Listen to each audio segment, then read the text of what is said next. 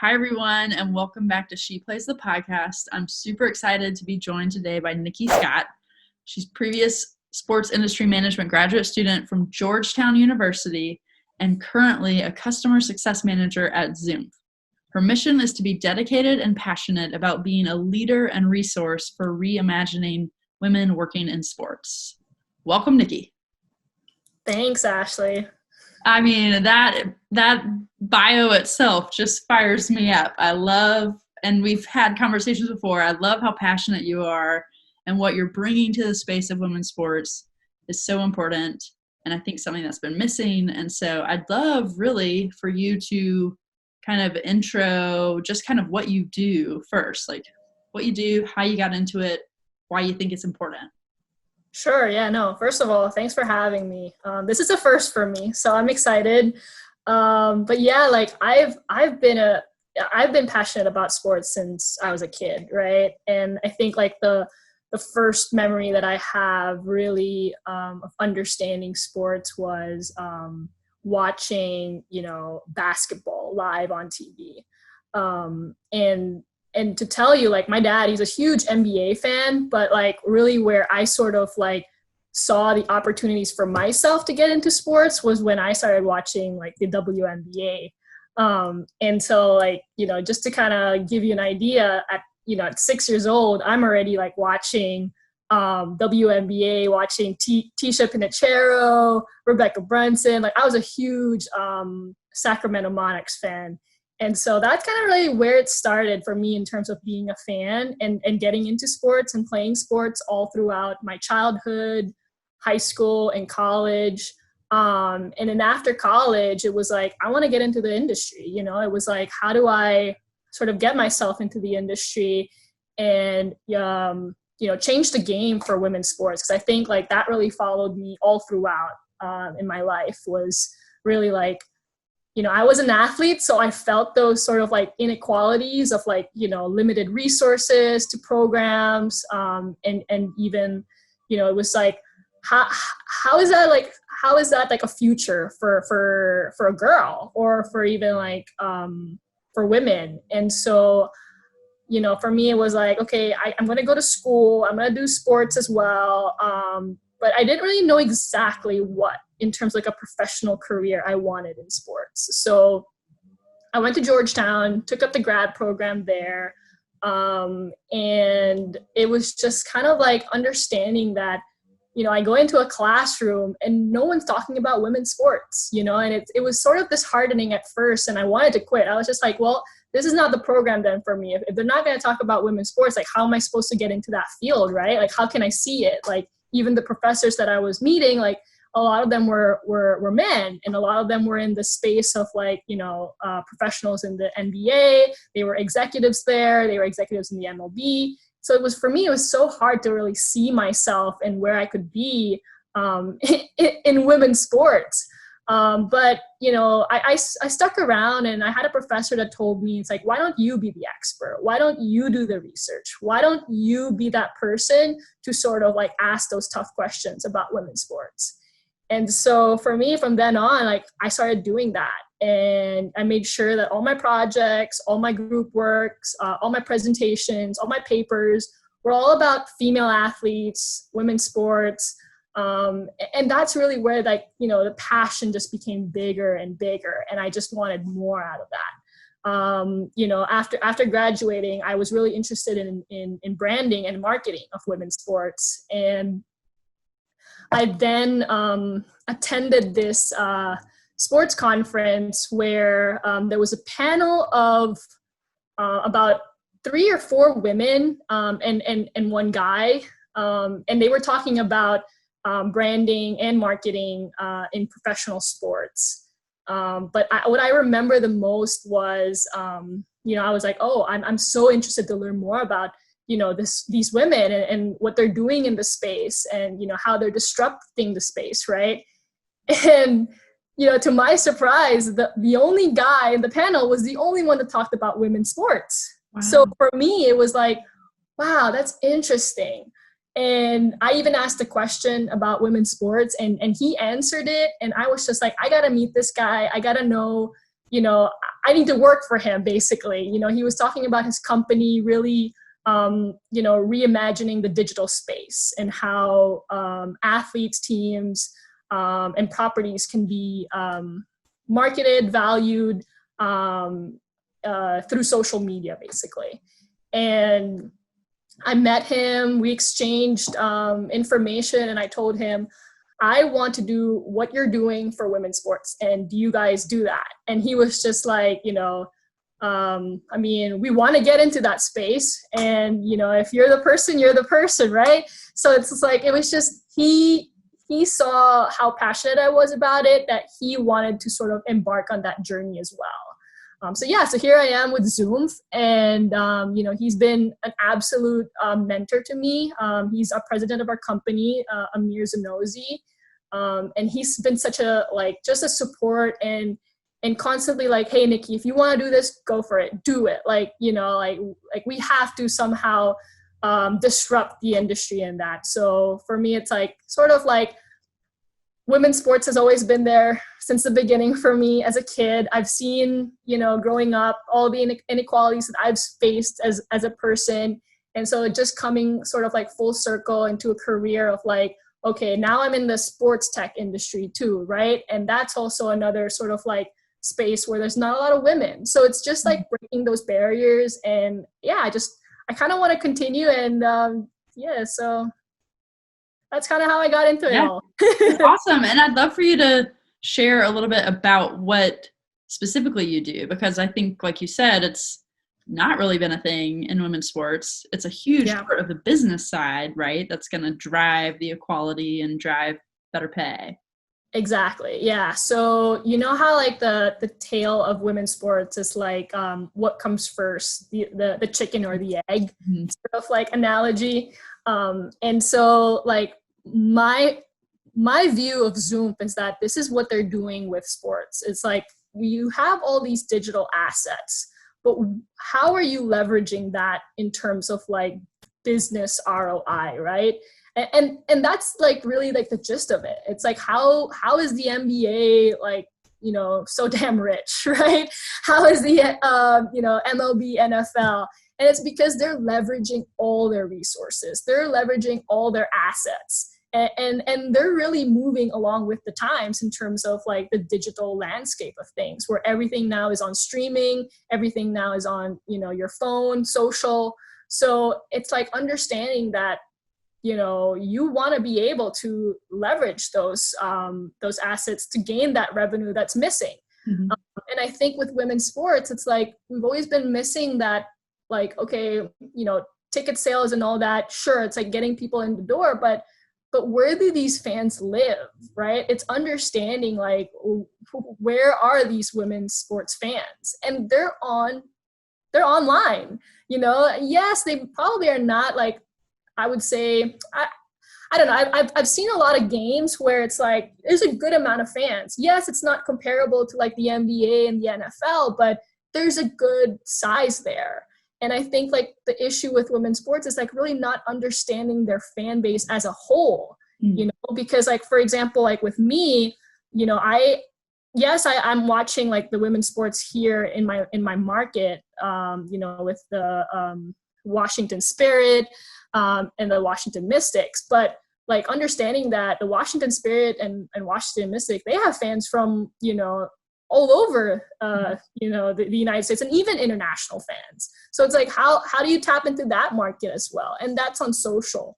And I think that's where Zoom comes into place, where women's sports, they're continuing saying they're struggling with, generating that ROI. Well, have you been leveraging all your assets? Do you even know all your assets? Or are you even, knowledgeable in this space, right? And I think for me, it's I've done the research, and I know that not a lot of women's teams, especially in the NWSL, have this resource. And I've been talking to people saying that, oh my gosh, if I had this resource, then I would be able to do this, this, this, and this, right? So just knowing that, it's huge. And so for me, my day-to-day is really I manage accounts of sports teams currently, but really, keeping track of their social media. And and also just being a resource for teams, for clients that say have questions about their social media performance or about their fans on social, understanding where their brand's affinities lie so that they can prospect brands out there. So yeah, that's I would say is a good benchmark of what I do on a day-to-day basis. Yeah, well, and I think what's so cool, I mean, even being in the startup space and knowing that ROI, that conversation about ROI is so important for why people will invest or why people will sponsor Exactly. a company or a team or league. Like, I think it is so important that you can show, yeah, you're going to get your money back, and like more so, And so I think anyone who follows women's sports, especially women's soccer, can see Budweiser and how that has affected the soccer league and like what they've seen in return. I mean, I was loving the tweets from, I think it was the 2019 final, where like they were selling out of Budweiser in Chicago bars because the Red Stars were in the final, and like down in Cary where the final was happening, like they were just having so much attention brought to them. So I was wondering if you could take us through a couple of the big stories that are happening in brands seeing a return on their investment by investing in women's sports. Yeah, no, that was a good example with Budweiser. I think, Alex Morgan said it right? They were like the real winners of the Challenge Cup. Yeah. And I couldn't really agree more with that, because they really like stood out in terms from the beginning, right? They were the ones that put their brand out there first, saying, hey, we're supporting the NWSL and you should too, right? Mm-hmm. So that definitely highlight for sure for me. But another one that I kind of came across and I wrote about on the blog was that Mountain Dew, right? And for the WNBA. So Mountain Dew has always been in like, the NBA, or like the extreme sports. Like you rarely see them like in the women's sports market, but they saw a place where they could sort of like align with these athletes. And I think like part of it was, their partnership with Asia Wilson. She's the first female athlete to partner with Mountain Dew. So that already was like huge. But it's like, how do we disrupt now, like, the market of the WNBA in this current state that we're at in the wobble, right?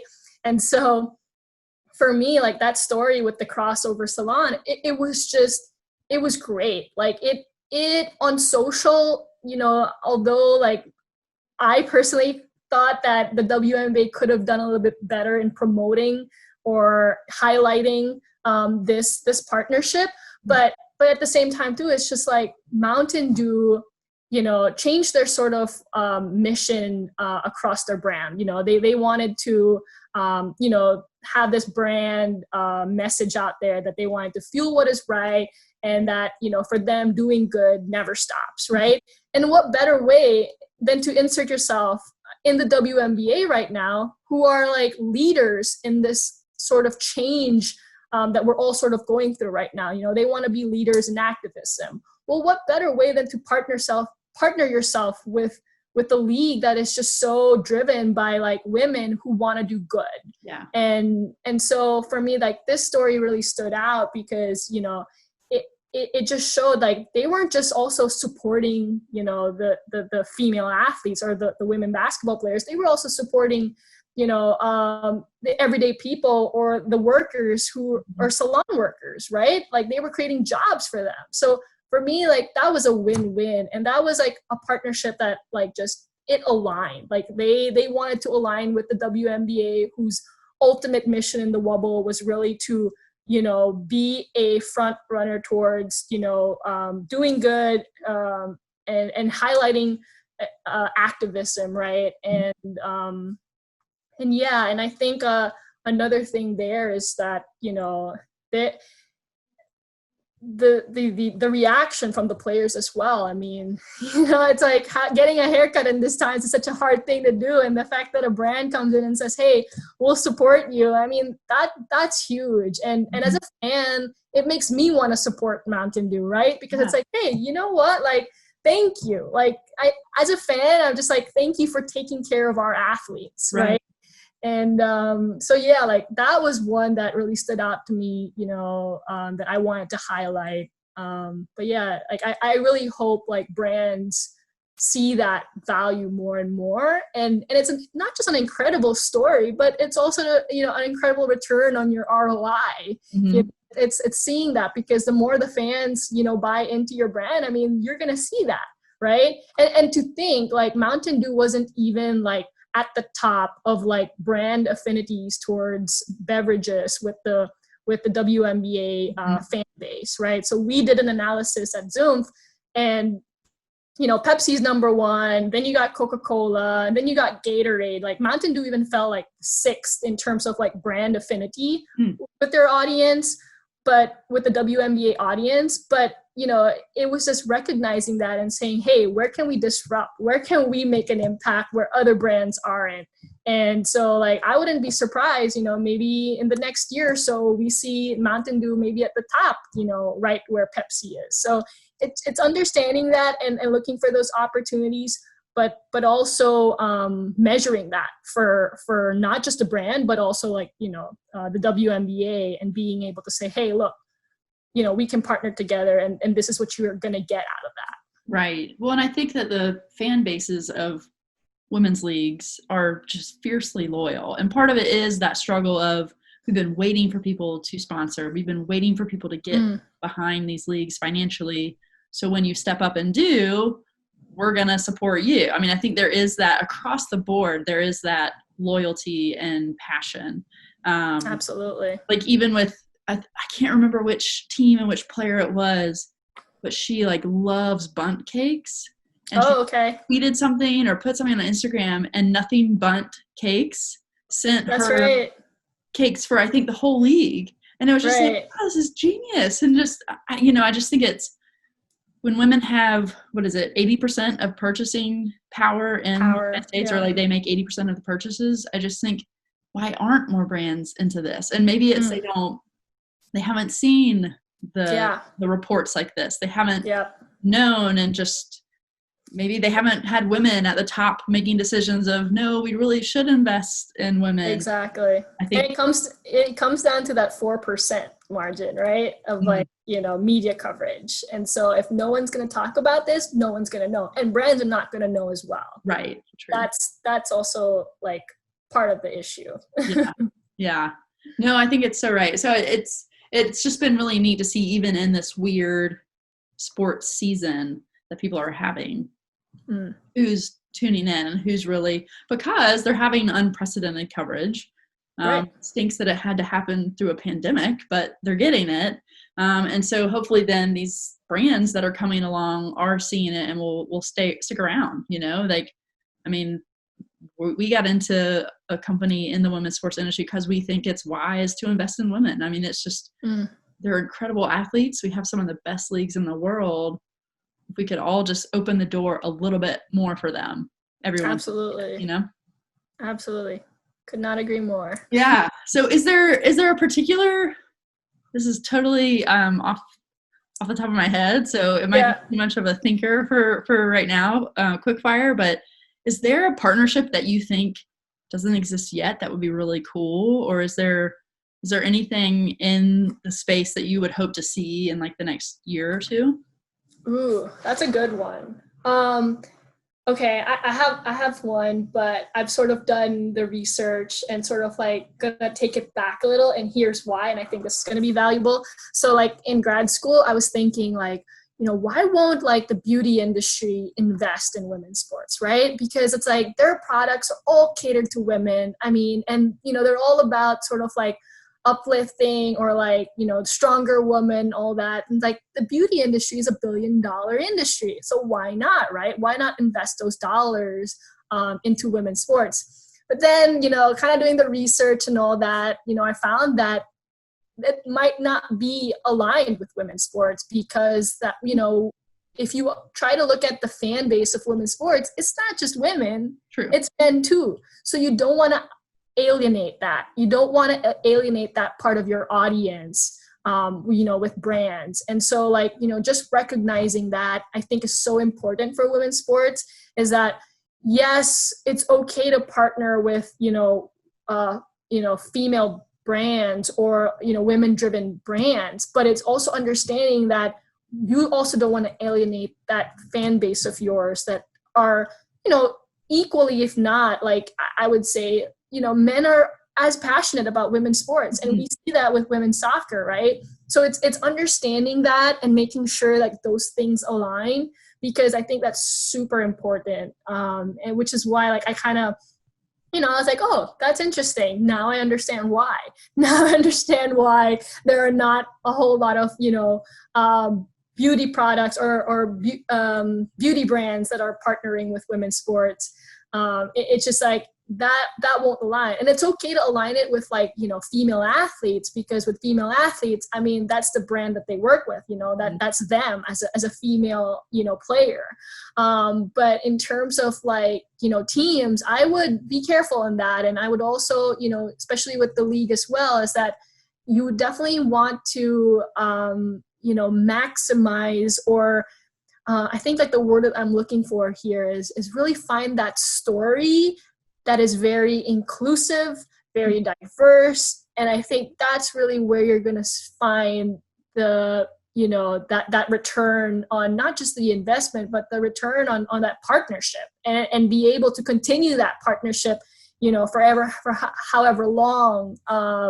So yeah, just to answer your question, I don't really have a brand in mind specifically, but I would definitely want to see more brands sort of align with the stories of the NWSL, and really, like, and do your research, right? Like, I always say that to my clients. You know, they're always asking me, like, hey, would you think, like, this is a good partnership right here, like this brand here or that brand here? And I would always tell them, I was like, well, what is that brand's, like, fans like, or like, well, who are they? You know, where do they live? You know, especially when they're asking, like, do fans, like, engage more on Facebook? Do they engage more on Instagram? Do they engage more on Twitter? And I always say, it's like, well, why don't you try to understand that brand and where their audience lies, right? Mm-hmm. And then that way you can sort of, like, come into a negotiation and be like, we understand you, and we can align with you because of so and so and so and so, and that data, right?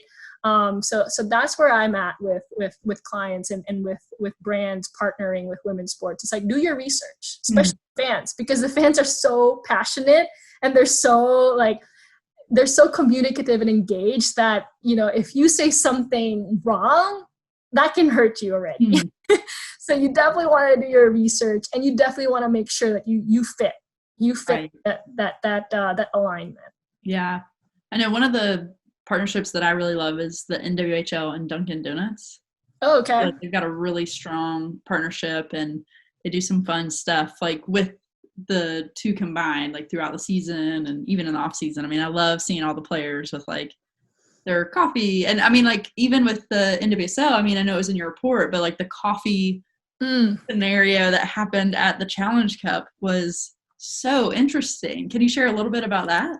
Sure. Yeah. No.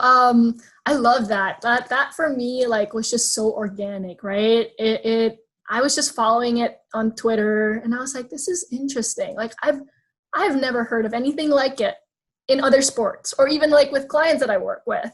And so for me, it was like, okay, there's a story there for sure. Now let's see if there's data that can back up or tell even, you know, a different side of the story, right? Because I think, like, one side of the story that has been told about that, the whole sort of, like, generating coffee around the Challenge Cup was sort of like the sentiment behind it with the players, right? Like, the players felt so grateful that fans were, you know, raising money to pay for their coffee, and that, you know, they were coming together as a community. Like, that was such a great sentiment. And I wanted to highlight, not only that sentiment, but there is an opportunity here for brands to see, you know, that women's sport is not just great for sentiment, but also for business. And so I went back with our team at Zoom. So we have a couple of interns for the summer, and they're women that are from a group called Women in Sports Tech. So they had a fellowship, and we were able to bring in these two women that, you know, they're super smart, and they were like, you know, how can we help you, right? And I just love collaborating with women like that. So on this piece with the coffee, I told them there's a story here. let's look at the data and really like crunch the numbers and see, you know, what is the return on value here. And so yeah, that was great. And I think like for our team, it was like, okay, it's great. Like the sentiment is there, and let's see the value. So they returned over almost $50,000 in social value, and that's huge for like an organic post that didn't really have like a sponsor tied to it or anything like that. And then we also wanted to highlight the people that were behind driving that sort of engagement across social. And I think that for me, like the thought process there was giving back, right? Yes, we praise all the teams, but what about the people behind it, right? So like we have, you know, Jeff, who's like the founder of Equalizer Soccer, right? We wanted to give him a shout out because he really like took a story and put it out there, and people just like gravitated towards it. And it even created an idea for fans to sort of be like, hey, let's pay for coffee for these players, right? And then you have Elise Lahu, who's like the GM of Sky Blue FC. And, you know, for her, it was like, oh, wow, now that fans are, you know, actually, you know, asking if they can pay for coffee for the staff and the players, like, let me give them a shout out, you know, like, so, and that just, from her tweet, it just motivated even more fans to be like, hey, where can we support, right? Mm-hmm. And like, I think I would, you know, another influencer of the coffee trend was a fan. You know, we put him on a spotlight there too. And we wanted to show that, you know, this guy, he raised money across, you know, the community, and it bought food and coffee, you know, for the players and staff of all the teams and around the Challenge Cup. I mean, it's not something like you hear across the industry. And so for me, it was just so important to sort of highlight that and really give importance, not just to the fans for giving that great sentiment, but for also like giving, you know, the people behind it have been working hard, you know, to get an idea and be like, how can we use this to our advantage in terms of, you know, future investments, right? Like, how can we sort of like leverage this towards like Starbucks? I would say like Starbucks is like would be the perfect brand right now to sort of like, you know, go after and be like, hey, you know, we bought a lot of products from you guys. You know, that's where they went to buy coffee too as well. You know, you see the pictures of their logo on the tweet. So I think like understanding that, and not just the sentiment behind it, but also the return on investment. Mm-hmm. Was that Matt from the NWSL yes. Facebook group? Shout out to that group. Yeah. It is unreal. They have so many people in that group. So much chatter. If you're an NWSL fan, you should check it out on Facebook. Also shout out to Elise, because she does that Women in Sports Business newsletter, which I do think is just this piece that maybe it hasn't been missing, but just getting into the industry, it was just so neat to see, oh yeah, like people want to nerd out on business stuff, and like we do need to focus on that. So yeah, I signed up for that newsletter like back in grad school, because like I told you, right, when I got into grad school, no one was talking about women's sports. And so for me, it was like, oh, I get this newsletter every week, and these are topics that I can talk about. These are topics that I can discuss. And it just gave me that whole new sort of like avenue and resource. And to tell you the truth, like, it was a game changer for me. Like if I hadn't had it, I would be like trying to really dig and and go through like different types of ways to resource. But no, definitely shout out. That was, it's great. Yeah. And Jeff at Equalizer, congrats on the new baby. That's right. Thank you. So, congrats. Yeah. Well, go ahead. Sorry. Oh, no, go ahead. Sorry. I just think this is so unique and so cool and so needed. I mean, it's one of the crucial elements of proving that it is a wise investment, and like that you're going to gain new followers, new fans, new customers when you invest in women's sports. And Absolutely. Just real quick, just to like close us out on a fun note, I would love just to chat about like you as a fan. Like, you know, you said you follow the Mystics in the Spirit, I know, and Mystics had an incredible year last year. Were you a part of that WNBA final? Yep, I sure was. I watched the finals, and then I even went to their celebration parade, which happened only sort of like indoors.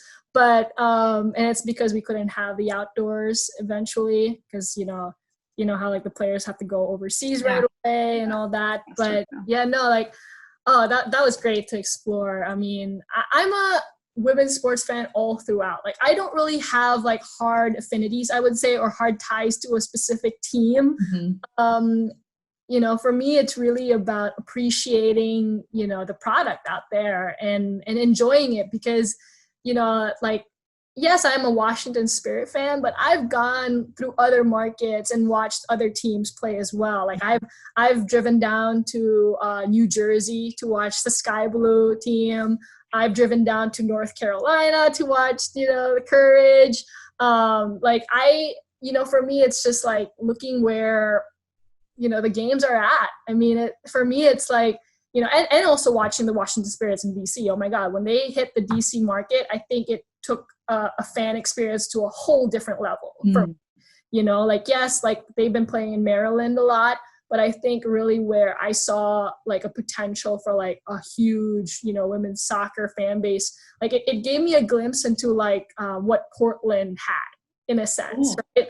Everyone says that like Portland has like the best atmosphere in terms of like women's soccer.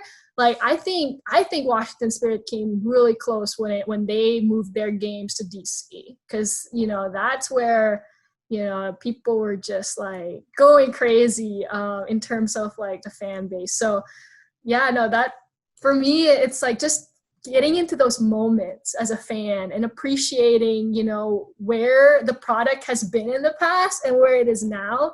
I can definitely empathize with that. So for me, it's like, I just like to root for, for women's sports in general. But women's soccer, women's basketball. I'm also a huge fan of like women's volleyball and women's volleyball. I want to get into women's hockey as well. I think that's a new area for me. Definitely want to learn more in that area. So I'm looking forward to their season next year. And then also like women in esports. Esports is also another disruptor in the industry. And I think like, a lot of people in our company at Zoom, like they're huge like esports fans.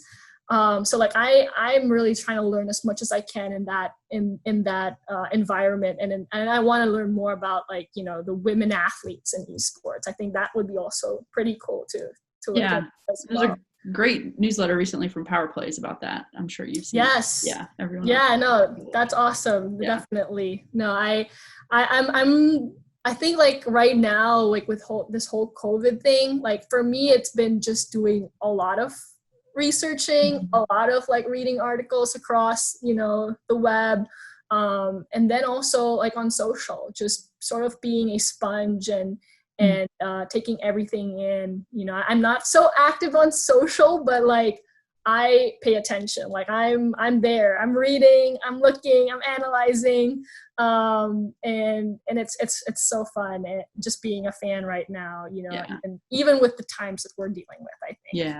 Yeah, no, it is. It's true. And it's unique too, I think, in the women's sports space that athletes seem a little bit more reachable, or like they in turn interact more so with their fan base. So that is really fun on social. Okay, absolutely. Last question, and then I'll let you go. But I do know something that we share in common is that we're both alumni of Allie Krieger football camp. Oh yeah, that's right. Shout out AKFC fam. So that's like an adult soccer camp put on by Allie Krieger, 2-time World Cup champion, NBD. It's amazing. It was so fun. If you could do an adult sports camp for any other sport, what would you want to go for? Oh, basketball. Hands down. So fun. I think that would be so fun. Like hands down, like to play with Elena Daladon for me. Yeah. That would be a dream. Yeah, I think that would be so cool. I'm also a huge Sue Bird fan. So like, just learning the game from her as well, that'd be so cool. Yeah. But yeah, no, basketball would be another sport that I would want to try out with. Yeah. And also, it's not because I play it too, but it's just because, I love those two. I love soccer and basketball. I've been playing it since I was a kid. So, the fact that like these camps are available as an adult is surreal. Yeah, I agree. So if anyone listening knows of any adult basketball camps, let us know. Definitely. Out there that want to start doing it. You got 2 signups right here. We're coming. We're ready to go. Yeah. Where do you want it? Like, you got my money now. That's right. That's right. Well, I so appreciate you coming on and sharing your wisdom and expertise. Where can people follow the work that you're doing, connect with you, all that stuff? Yeah, definitely. So right now I've been very active on Twitter. So you can follow me at Niky Scott, and that's Niky spelled Niky. But yeah, definitely Twitter, I would say right now is my most like active platform. I'm also on Instagram, but Instagram for me is a little bit more personal, I would say. But if you want to know the work that I'm doing in the industry, especially for women's sports, definitely check out my Twitter. 100%. And we'll put that link in our show notes so everyone check it out and give Niky. Yeah, and follow Zoomth too. Zoomth too on Twitter at Zoomth. ZOOMPH. Our team, we're always trying to, put out resource there. And we want to help, all teams, all athletes, leverage their assets as much as possible. Awesome. A part of moving it forward, it's an integral part. So thanks Definitely. again for what you do and for the passion you have. And, here's hoping in a year, maybe we can have you back on and have a chat about all that we've seen and like all the people that have come on board and why it was wise for them to do so. So let's do it. Okay, cool. Absolutely. Appreciate it, Ashley. Yeah. Thanks for having me. Thank you for coming.